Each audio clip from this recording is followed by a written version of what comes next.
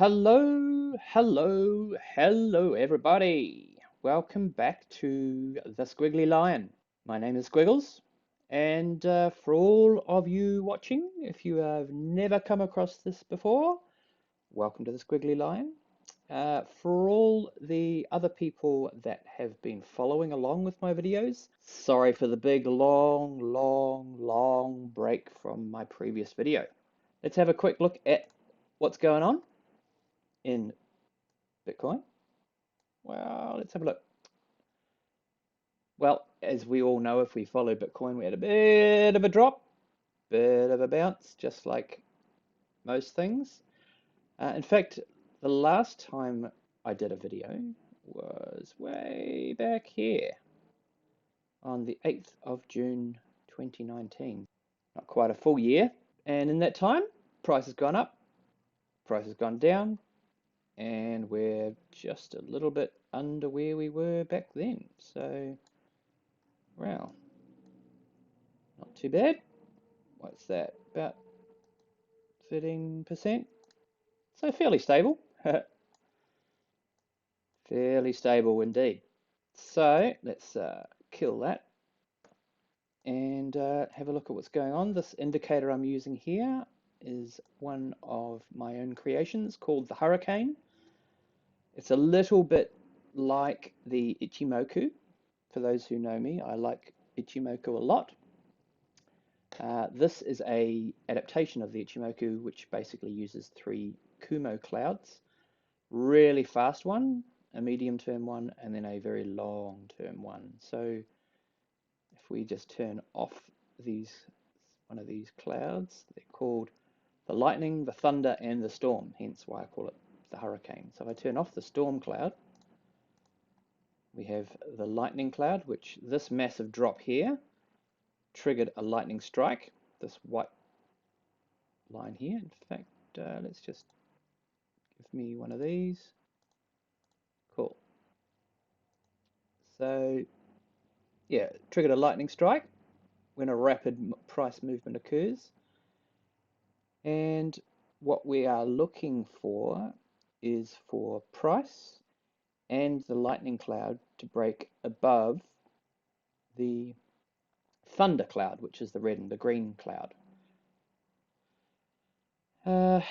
However, this is the daily, so obviously it works on various levels. So let's have a look at the 3-minute chart. Well, still pretty bearish. So the reason why I like to use this particular indicator of mine is because I can see multiple time frames at once. So on a 3-minute chart, the storm cloud is showing me price levels, balance points, equilibrium points on a number of levels. So if we just stick a horizontal line there and then move up to say the hourly candle, then, oh, look at that. It's pretty close to the resistance level there. That's very interesting. Anyway, that's not why I have called you all. Not that I have. Let's hide that for now. The reason why I am doing this particular tutorial is I am going to go through one of the new features that has happened in the new version of Pinescript. We now have the ability to draw objects and labels. And so what we're going to be doing is a very easy tutorial, relatively, depending on your level of experience so far, where we can have a label that floats at the current price. This label is also forward shifted from where current price is. If we have a look at the description, the reference, we have label.new. And these have all these parameters that go into the label.new, and it spits out a label. And as you can see, you've also got various different types of label. So you've got the style. So you can either have no style, or you can have crosses, you can have triangle ups and downs, you can arrows to the left, all that sort of stuff.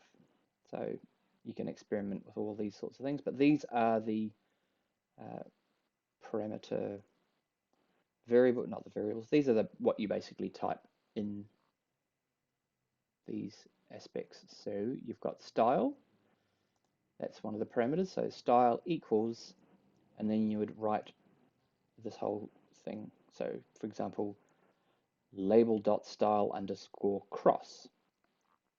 So anyway, we'll go through that as I go through the script. So let's begin. What we're going to start with is, let's first of all, I'm going to get rid of plot because I don't need plot in this one. And also let's get rid of that. All right, so let's call this one label spell it correctly, tutorial. And we do want to overlay this particular study on top of the candles. So to do that, the next parameter in the study will be called overlay, and we are going to make that equal true. Now, just so that we can just be a little tidy, I'm going to separate this with a comment. So 2 forward slashes, and then a whole bunch of hyphens, just so I can separate out the code a little bit and see different sections at a time. Always helps when writing code is to give yourself, I guess you could say, give yourself road signs, labels, comments of what you're doing at which particular time. So if you ever need to diagnose an error or something's going a bit glitchy, it makes it easier to find that part of the code.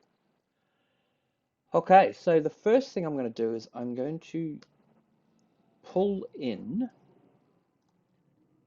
this whole thing from bracket to that. I'm going to copy that, and I'm going to just dump it straight in there. So let's go through it one by one. So we've got X, Y, text, Xlock, YLock, color, style, text color, size, text align. Okay, so text align, I'm not going to use text align. Anyway, so what I'm going to do is, rather than having all of this printed all along one line, which is going to get a little bit long, I'm actually going to break this up. And so let's go like this. Let's drop this down. What I'm doing is I'm starting. Oh, look at this. It's going for a bit of a journey. Nice. Actually, what's Hurricane looking like? Oh yeah, it's coming to a resistance point. So yes, I guess we're going to come back down a bit. Anyway, so once we've opened the parenthesis, we're dropping down to a new line. And then to continue, just to let Pinescript know that we're continuing along that function, we're going to add 1 space. Then I'm going to take the Y variable and I'm going to drop down. And I'm going to take the text variable, sorry, not variables, parameter, the X parameter, the Y parameter, the text parameter, the Xlock parameter, yeah, the YLock parameter, that down, that, you can see what I'm doing. Basically, I'm just dropping everything there, not like that, there. And then I'll take the bracket and drop it there. Okay, so what that has essentially done is I've taken one big long string and I've made it so I can put each parameter on its own line encased in these parameters. If for those of you who are used to I guess many programming languages.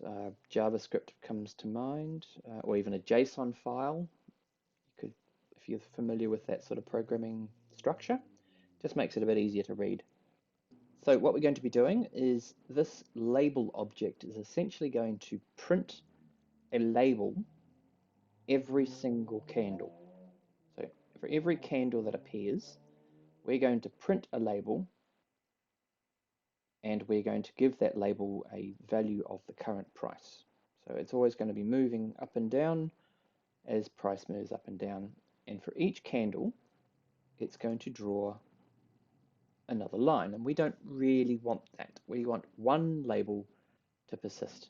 So what we've got to do is we have to delete the previous label when we create a new label. To do that, we need to call a function called label dot delete. However, we need to tell it what to delete. And in order to tell it what to delete, we need to give it a name. So we're going to call the name of this particular label, I'm going to call it LBL. And that is going to be equal, well, to this label. So now what I'll do is I shall tab that across. All right.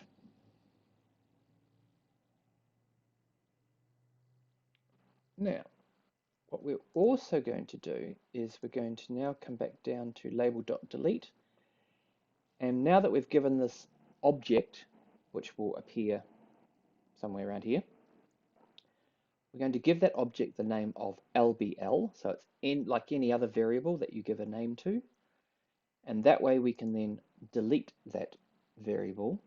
So we're going to go label.delete LBL, but we want to delete the previous version of it. So giving it the index of 1, meaning the label that was associated with the candle 1 bar ago. What we can now do is just to give you an idea of what this is doing, let's give it some test trials. So let's tab, tab, tab, 3 tabs, why not? That looks like it's, actually let's go 4 tabs, equals, and now if we go up to here, we can have a look at their example. So we've got bar index. All right, so let's call bar index equals bar index. Now bar index is essentially the number of the current candle. Right? You can't have future candles. It can only be bar index or negative. Okay, so let's just stick with that for now. Now the Y location, we're going to call that, well let's call that label Y location. Let's 1, 2, 3, 4 is equal to the closing price. So let's just go close. Now the next part of things we have text. So let's go 1, 2, 3. The text is going to be within the words that are going to be in this label. Let's just be very imaginative here and just go label. Oh, I added my, looks like my laptop is being controlled by gremlins. So let's just go back here, label. There we go. Or actually, this label. So imaginative. Now, these two parameters, xlock, ylock, what this is essentially saying is the X location, what type of location is it? So we're essentially going in the left to right direction. X lock can be one of two things. It sets, so here it says, it can be either, it sets a description of this argument. So the possible values are X lock dot bar index and xlock dot bar time. Now the default is xlock dot bar index, and that's what we're going to work with at this point, but I'll show you what we'll do with that. So xlock in this particular version doesn't specify it, so I'll just type it in myself. So 1 2 3 4, no, 1 2 3, yeah, let's go back to tidiness, and xlock is going to be called, if we just copy it from here, xlock bar index, like so. And the reason why I'm using this one is in X, I'm using the bar index, in other words, the index of this particular, the current bar. So because I'm using bar index and of the current bar, I need to specify that my X location description is the bar index. X location, the X location is going to be, if we go back to this, sorry, Y location. The Y location, I'm going to be plotting the closing price. So I want this label to move up and down as it follows the current price. So I need to write Y lock dot price. In other words, I'm telling that the label is going to be associated with a price. The other variables would be Y location above the bar or below the bar. So you could either have the label printed on top of the candle or below the candle. I want this label to be plotted right where the closing price is. I could specify closing price plus 10% or minus 10%, or I could do a calculation which plots any value on the y-axis or along the scale. You could say, you could make up all sorts of variables or ways of doing that. Looks like we might have a bit of a breakout on the 3-minute chart fairly soon. What are we looking at? Maybe. Let's see if it breaks above that. Okay, so we're telling it we have a label plotted on the price axis, and we have the X direction being of a index of a particular bar. Color. Let's be imaginative here. Color 1 2 3 is going to be now in the version 4.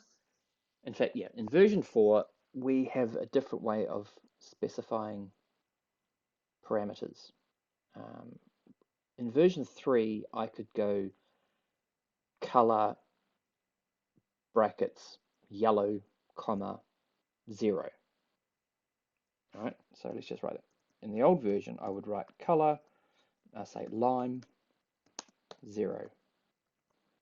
All right, and that would be, I want the color of lime and I want the transparency of 0.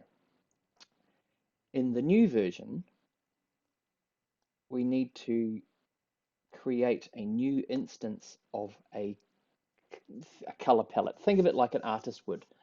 You want to mix up a new color. You've got your palette of all the different colors available, and you're going to take whatever color you want and mix it around into a new little blob, and that's the color you're going to work with. All right, so we're going to go color dot new, meaning we want to create a new instance of a color, and the color that I want will be a color dot color. Now here's a little trick. You probably already know about it, but maybe you don't.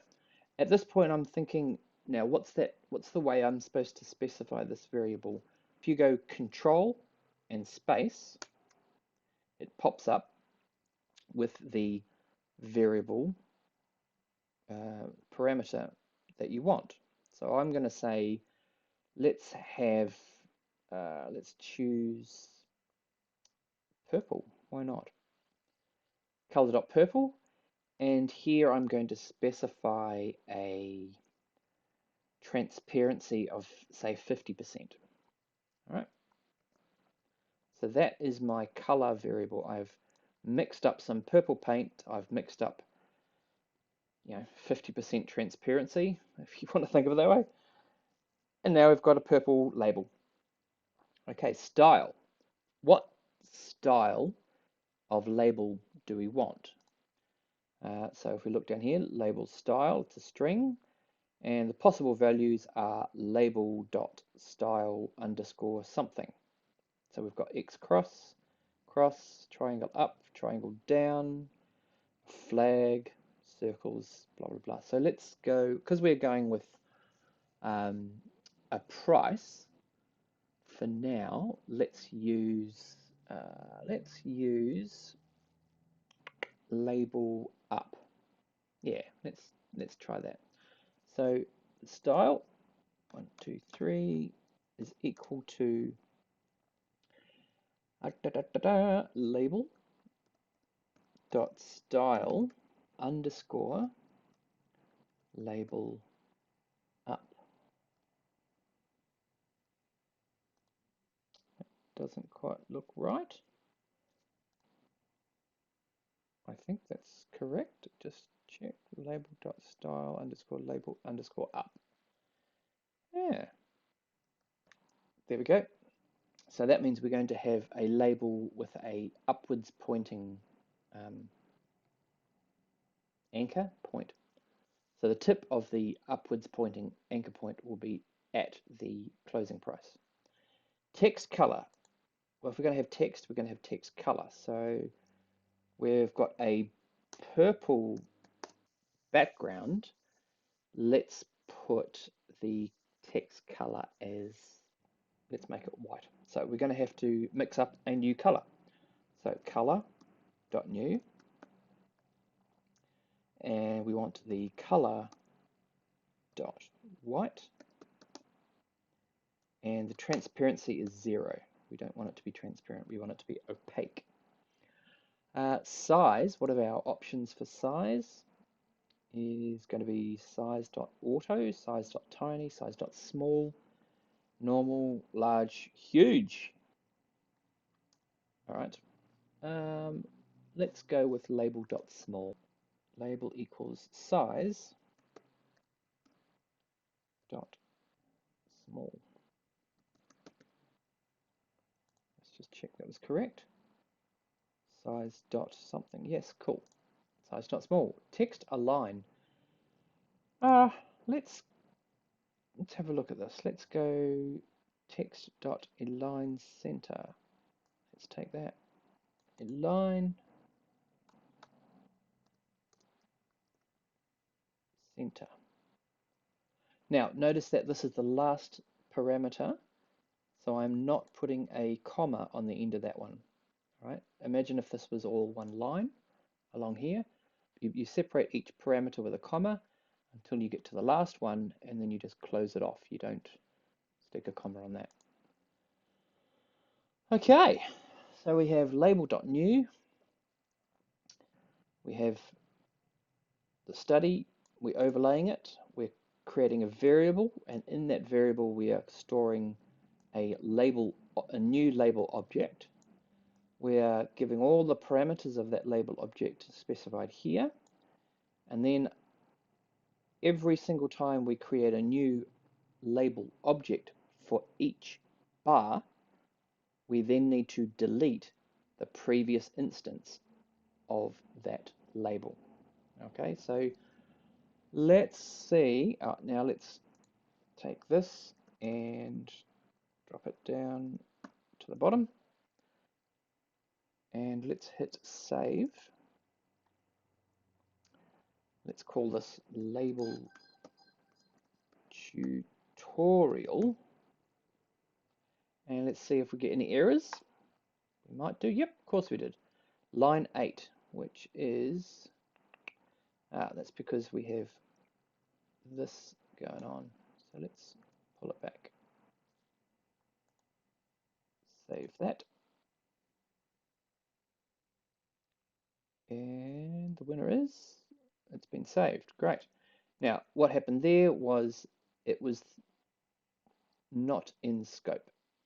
So the tab that I have put in there, it's supposed to be a one space, not a tab. But I will show you why I got confused with that. So let's add this to the chart and let's see what we got. Add to chart operation failed, reason line 8, expecting input style. So there's something wrong with our style, which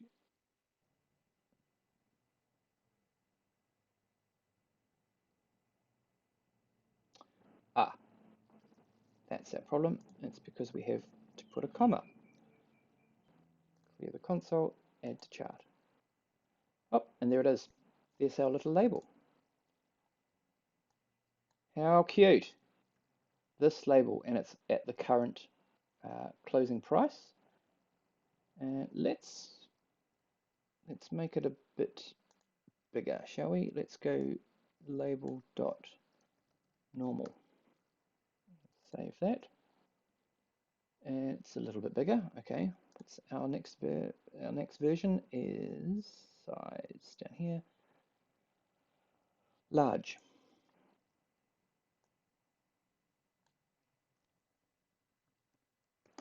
Large. That's not how we're going to spell that in this universe. There we go. Size.large. There we go. That's a bit better. So we have our label, purple label, 50% transparency, and it's got the words this label in it. Now, that's the basics of a label object. And a lot of you are probably thinking, so what? I want to do more stuff with that. So let's show you a little bit more extra things we can do with it. For starters, let's create this, and we'll go like that. Let's create a few variables that we can use in our script. So the first one are going to be some inputs. Now, the reason why before I got a little bit confused with the whole tab thing is because if I wanted to draw two labels, for example, for each bar, I would need to label them different names. Otherwise, I wouldn't know which ones to delete. Okay? And if I was creating, say, 10 different labels or objects, I would need to label them all different variable names. So what I will do is I'm going to wrap this whole object into its own local scope. And to do that, I'm going to give it an if condition. I'm going to wrap it in an if condition. We're going to stick it up here, and we're going to comment conditionally show, conditionally plot label. And to do that, we're going to go if, and we will give a variable name called show underscore label. Now, I'm going to take this label object and tab it forward. Now what's happened is all of this label object is now encased within this if condition. I can now take this variable name, and I'm going to paste it up here and go show label is equal to a user input, and I'm going to go true, and I'm going to give that variable name a title, and that's going to be equal to the words show label question mark.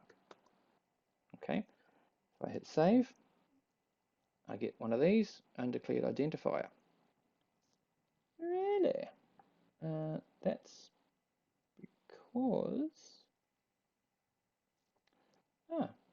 because I forgot to include that. Okay, that's better. So label.delete has to be part within the scope of the if condition. All right, so it may help to know that your if show label down to your label.new and the label.delete need to be encased within the if condition. So you could look at it this way. There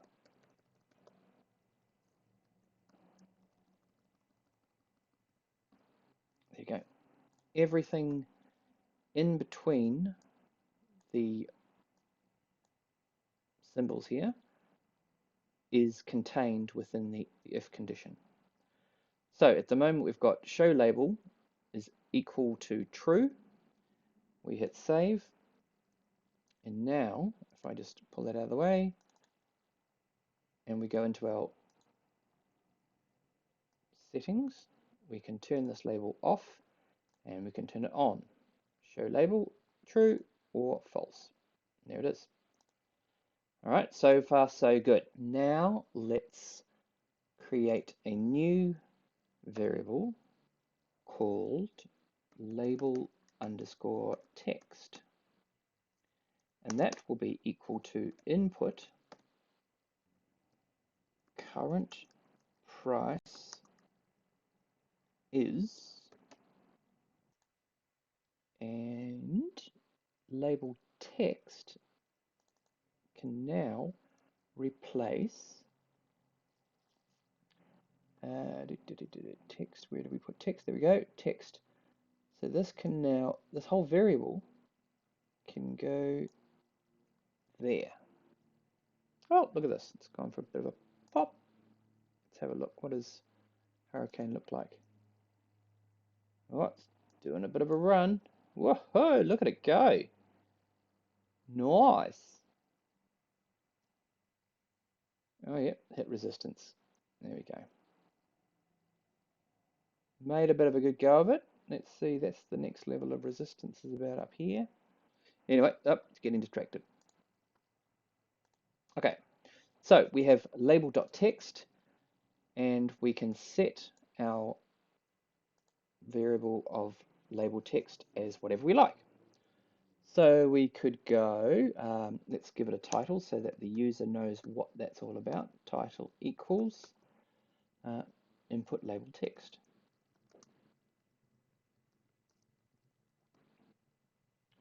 Cool.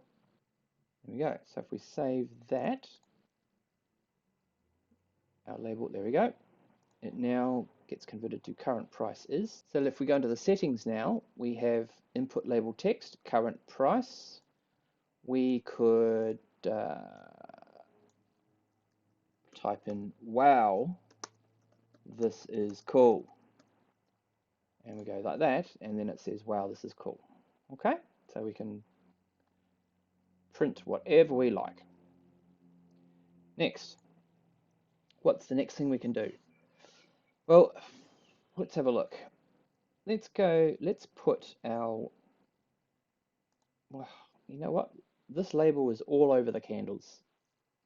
What if we wanted to offset this label and move it out of the way from the current candle? Because a lot of people have asked, how do you move labels to the future? They've worked out how to put it into the past. How do you make a label go forward? So to do that, we need to adjust a few things. Let's get some comments going. So this was adjustable parameters. Did I spell that right? Looks good enough. In this section, we are going to enable label offset. We are using the bar index for where we are plotting this label. All right, now a bar index, if I just do this for a second, if I hit a trend line and we just do that, and then we go into the settings of this trend line, we've got price and an index. Okay, so the first anchor point of this line is at bar index 282, and this bar index is at 306. So if I pulled that back, it would go backwards.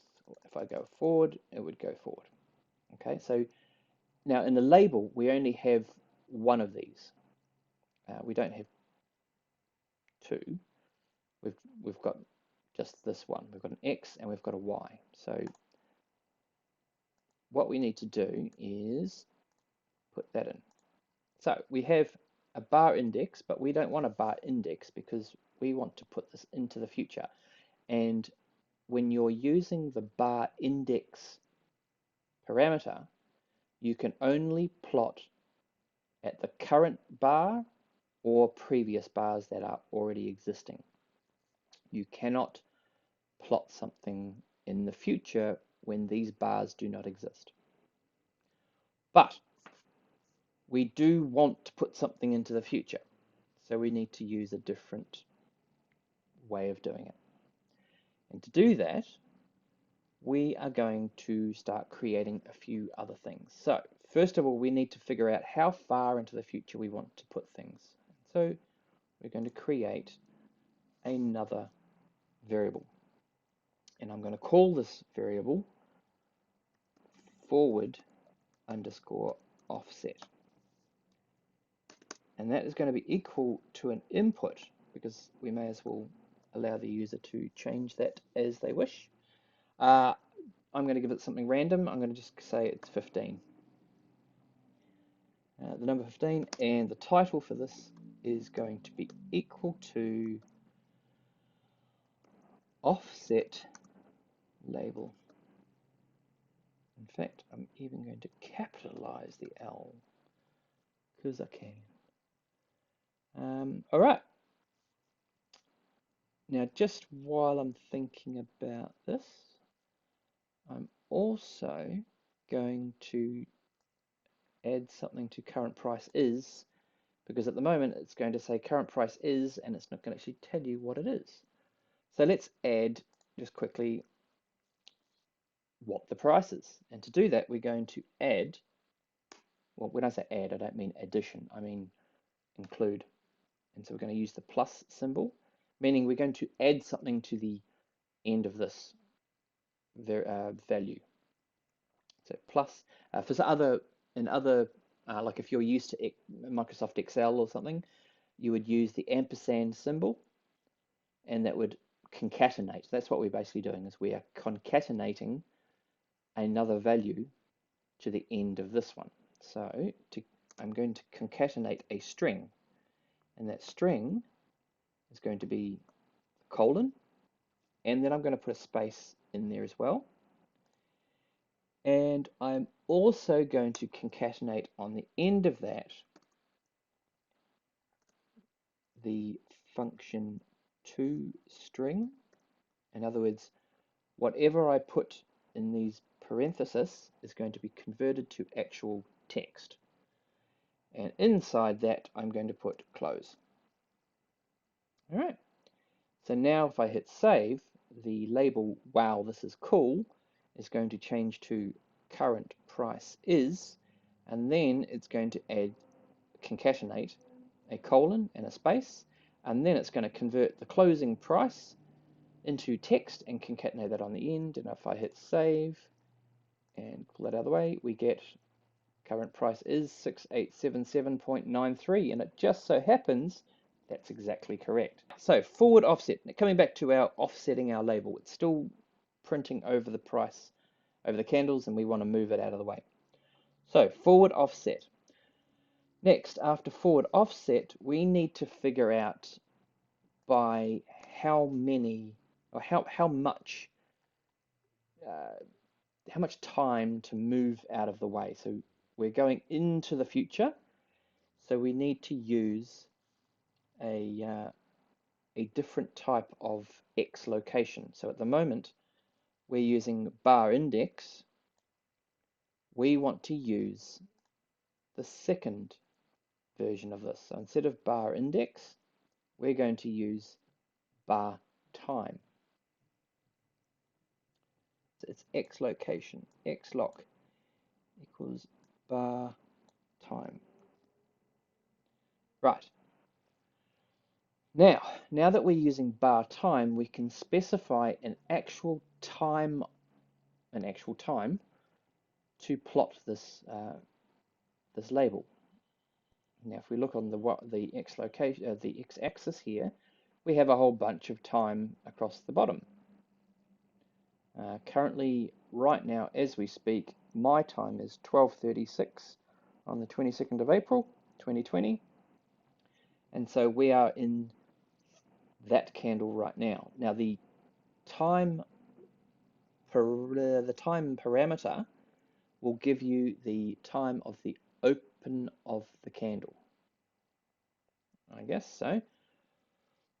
So what we're going to do is we're going to have a bar index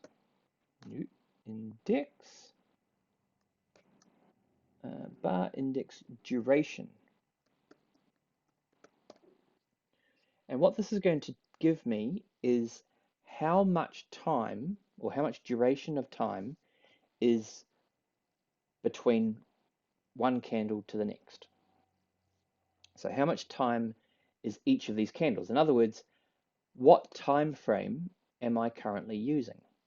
I'm on the 3-minute candle, so there has been 3 minutes duration between the previous candle and the current candle, open. All right, so we're going from the opens. So what we're going to have is the bar index duration, that's just a variable, is going to be equal to the time minus the time of the previous candle. Okay, so in other words, if you think of time as the time that the candle opened minus the time that the previous candle opened, that will be the current resolution that you are viewing. Okay.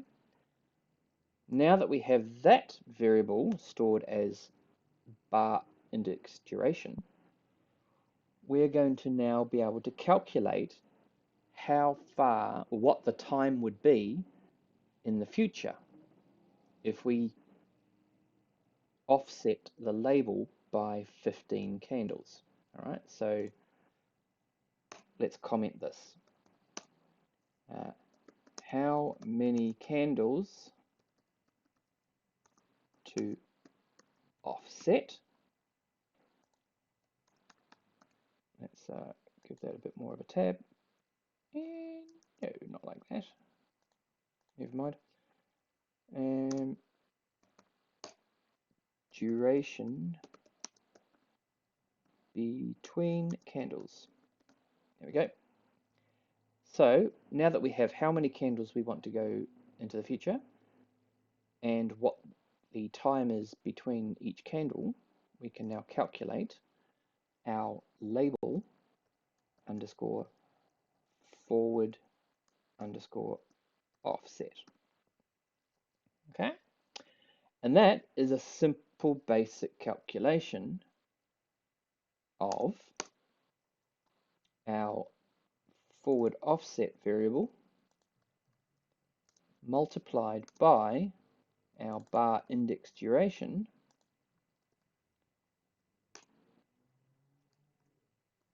and that will give us our calculate our final offset.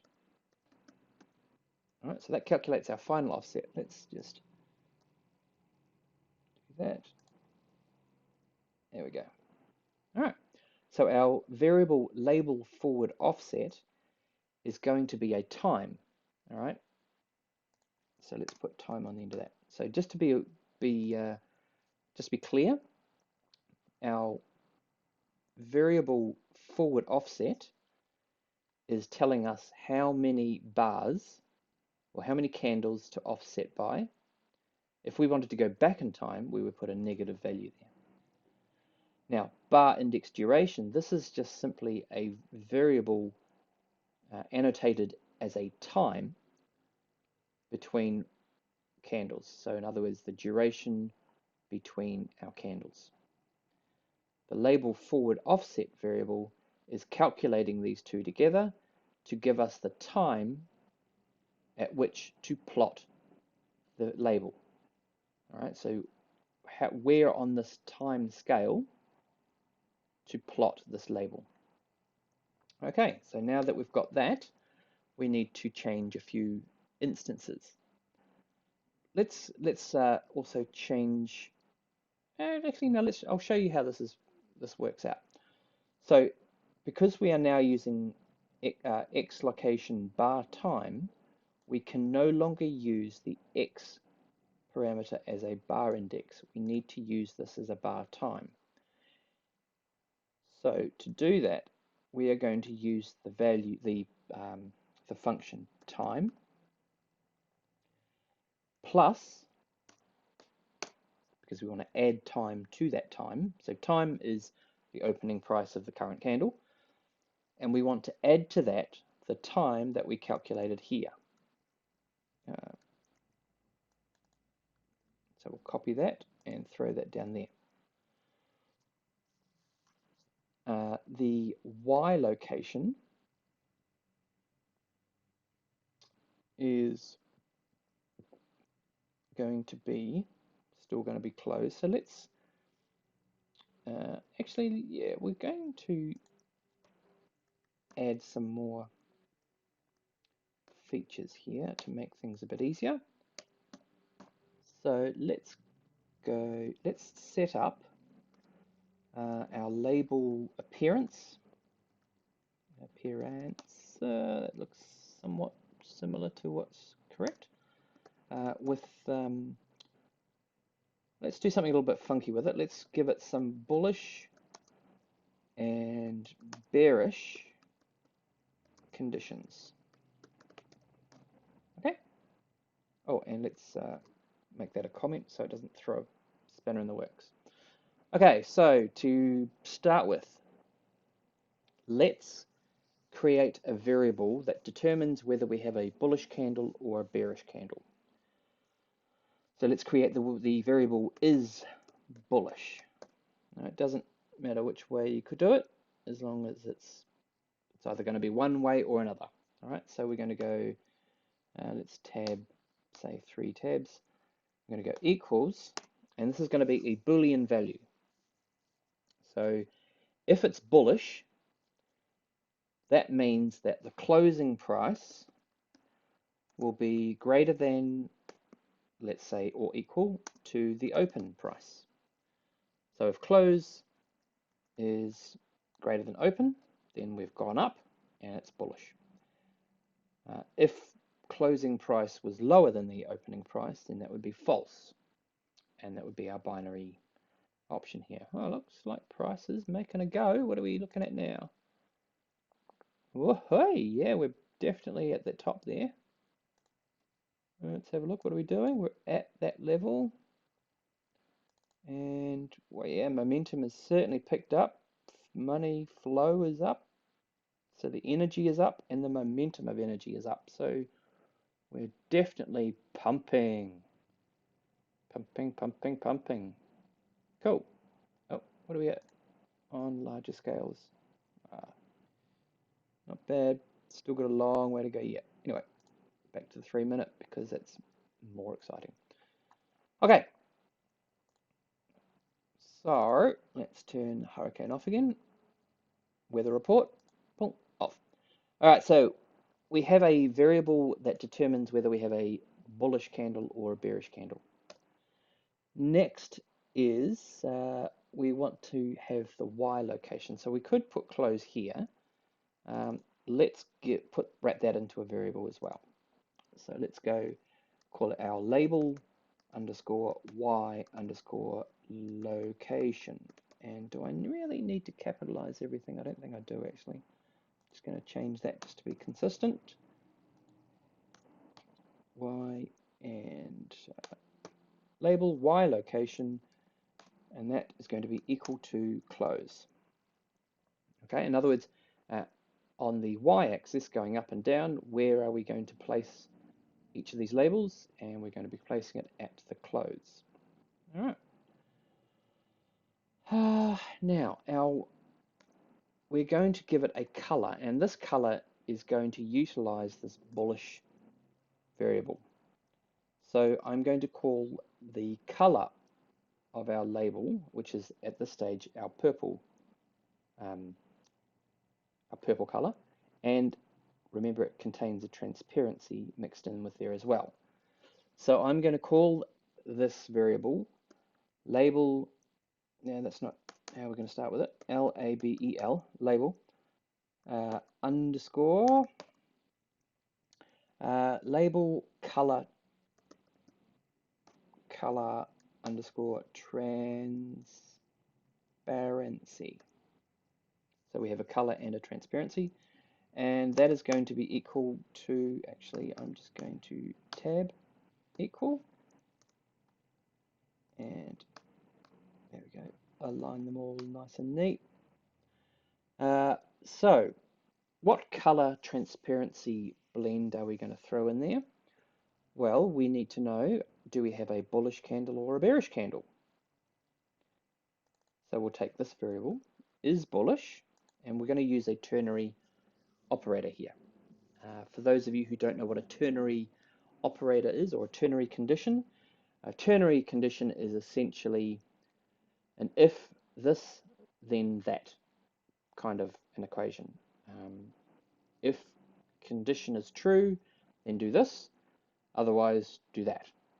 All right, so to write that, we're going to have a condition. In other words, is bullish is the condition. We ask it the question, is it bullish? Or is the condition true? If it is true, then we want to have the color. Actually, we're not going to use purple now. We're going to use, let's give it a lime color. And instead of 50, we're going to give it a transparency of 25. So we're going to make it a little bit more opaque. So, ternary condition. If this condition evaluates to a true condition, then we're going to paint the label green or a lime color. If it is false, in other words, it's a bearish candle, then let's print the label in a red color. All right, and this is simply just going to be commented with label color. Actually, spell it correctly. Okay, so label color. Now, let's, if we've got the label color, we should probably have the text color as well. So we'll call this variable label underscore text underscore color. Actually, and just to show what I'm doing here, this is just a variable. Okay. When you're using functions within the script, it needs to be spelt without the U. I come from Australia. We spell the word color, color, O-U-R, so that's why I'm going to put it in my variable. Feel free to label your variables any way you choose. Okay, so label text color. We're going to use the same kind of ternary condition here.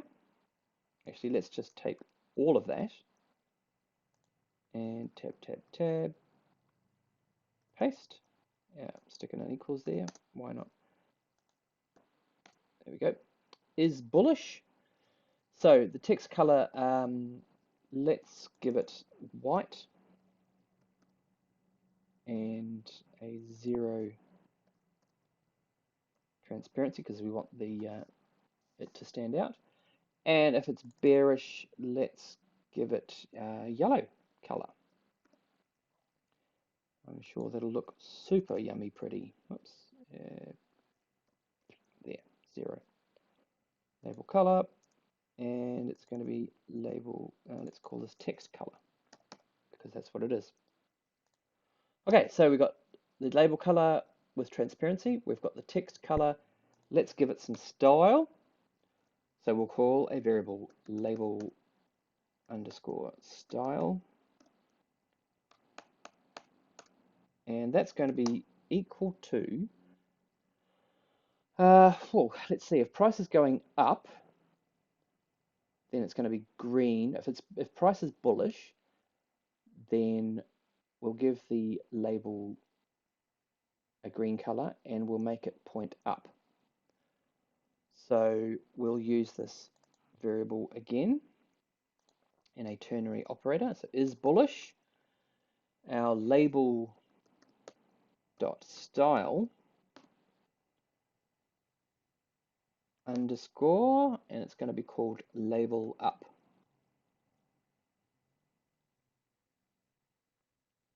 And label underscore up, in fact, like that. There we go. So if it's bullish, then the label style will be like this, with it a little upwards pointing arrow. Otherwise, if it's not bullish, let's make it label style down.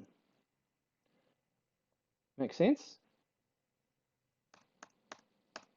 And let's just label this as label style. All right, and while we're at it, let's call and let's make another variable label size. It's equal to size dot. Now, in my opinion, this is a little bit too large, so I'm going to go back to small. There we go. Okay, so we now have some appearances. Let's give it a comment. Label size. There we go. Okay, so now that we've got some variables we can use, we can now throw this down here. So we've got X location bar time, X location price. The color will be label color transparency variable, that one there. Our style will be label style. That's it. Our text color, label text color.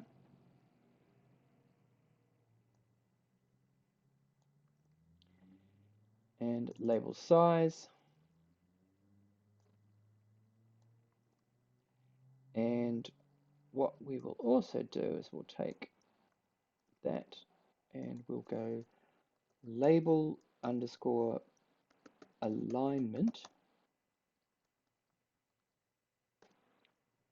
equals, actually label, let's call that text underscore alignment, just to be a little more accurate with, whoops, there we go.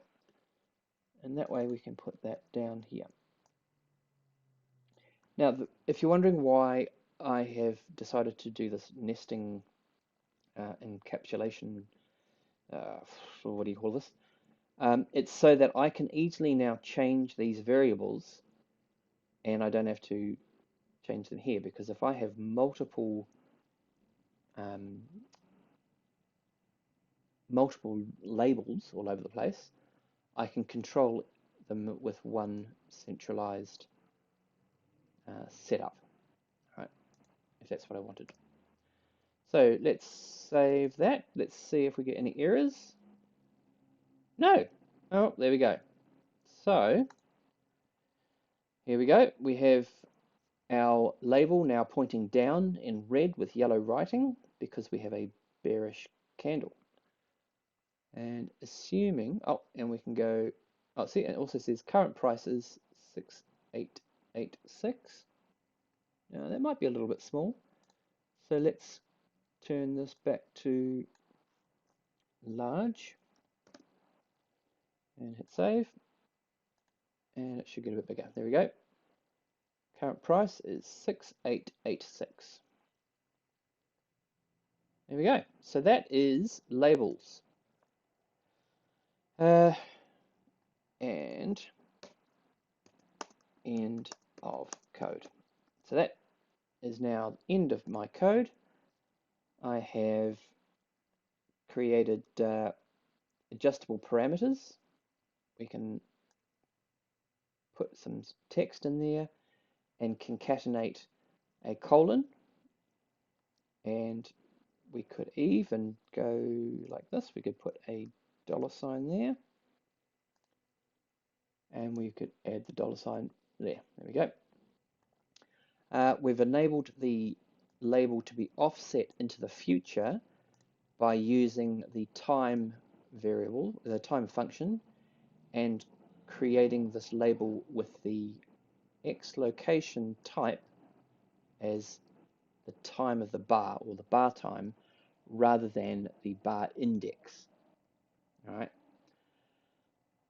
We've given it a color transparency, a style, a text color, a size, and the alignment. So let's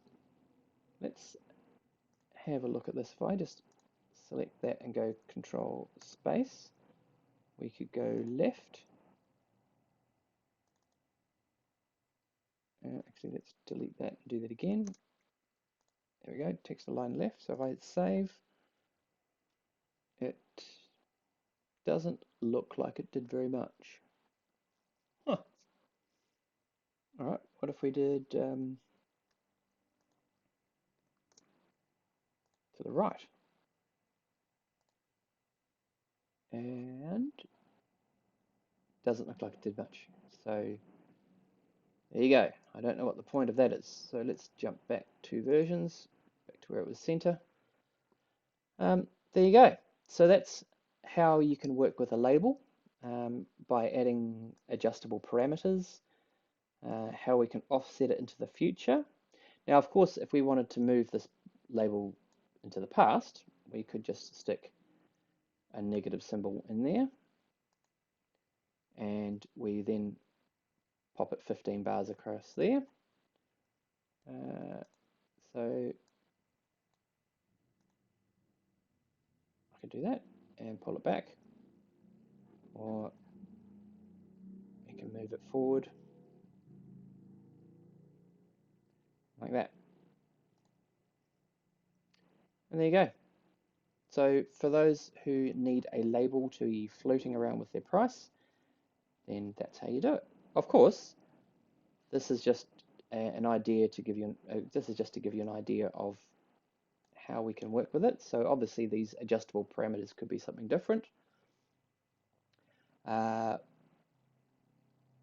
Y location, close, you may want to do the highest high over a certain period of time. You might want to label, for example, actually, let's try this. Let's supposing the Y location, instead of it being the close, it was a simple moving average of close over a, say, 200 period. All right. In which case we would then, if we could hit save,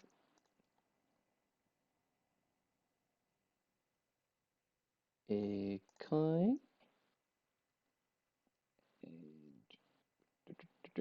Oh, that's right, we don't want negative 15 anymore, we want normal 15.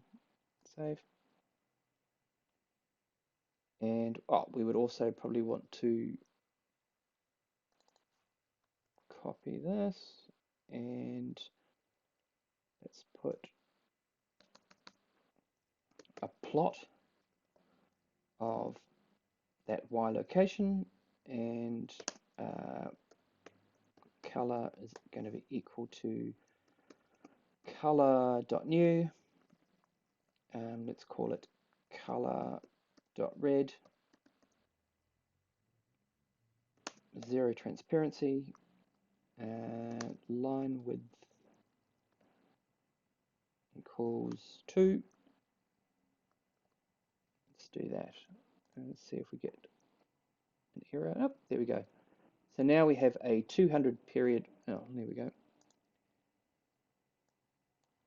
200 SMA is, there we go, So now we have a label floating around the 200 SMA. So if we go to a daily view, there we go, there's our 200 period moving average, 200 daily moving average. And that's not correct. Oh, that's right. We want to put the Y location there. There we go. So the current price is 6877, and of course that is the 200 SMA. There we go. So that's something that you could do with this particular technique. All right, guys and girls, thank you very much. If you have any questions, please don't bother putting them in the comments, because I find it much easier to actually answer these sorts of questions you guys have through the Discord.